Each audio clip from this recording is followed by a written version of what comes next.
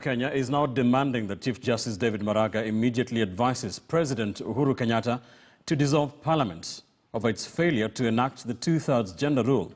As to whether or not Kenyatta will act, LSK President Nelson Harvey says the President's action is inconsequential, given that once the CJ writes to the head of state, then Parliament automatically ceases to be lawfully constituted. ATN senior political reporter Duncan Hyamba explains. After taking the executive head-on, it appears time has come for the hawk-eyed Chief Justice David Kenani Maraga to wrestle Parliament to the ground. The Law Society of Kenya is demanding that Chief Justice acts on its petition to write to the President, asking him to dissolve Parliament for failing to honor the Constitution. It must be understood that choices have consequences. Parliament has failed. Let the Chief Justice not fail Kenyans. He must, of necessity, advise the President of the Republic of Kenya to dissolve Parliament. The President of Kenya has failed Kenyans in many ways. So it will not surprise us if he doesn't take the bold decision of dissolving Parliament. Upon receiving the LSK petition in July, CJ Maraga wrote to the two Speakers of Parliament and the Attorney General, asking them to respond within 14 days. In essence, the two clerks are saying that they have done that which is within their ability to do, but they have not achieved the two-thirds gender rule. They are asking the Chief Justice to give them more time.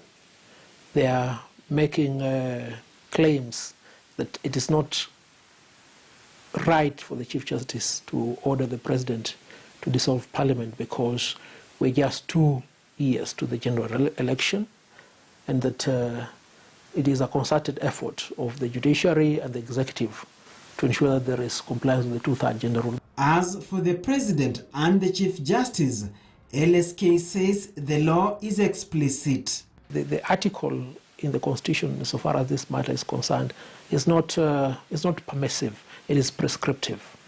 It demands that a particular action be taken.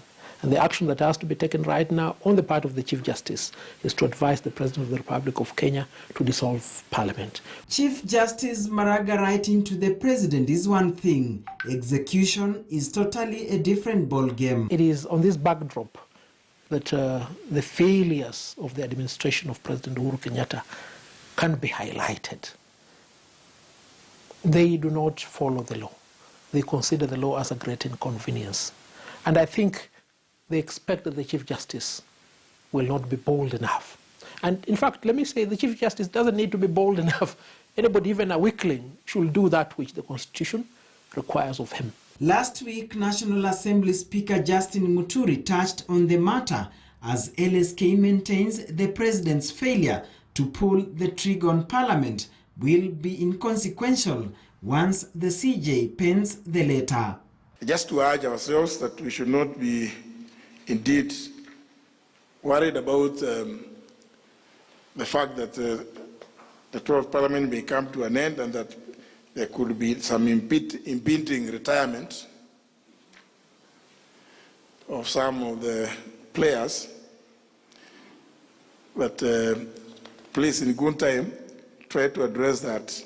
It must be understood by the people of Kenya, if the Chief Justice will advise the President to dissolve Parliament, then effective that day, Parliament ceases being lawfully constituted. It doesn't really matter what the President of the Republic of Kenya will do.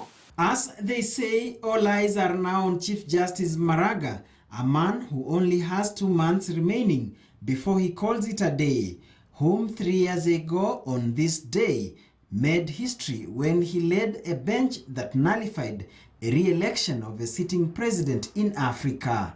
Will he bite the bullet one more time? Over to you, CJ Maraga. Duncan Hyamba, KTN News.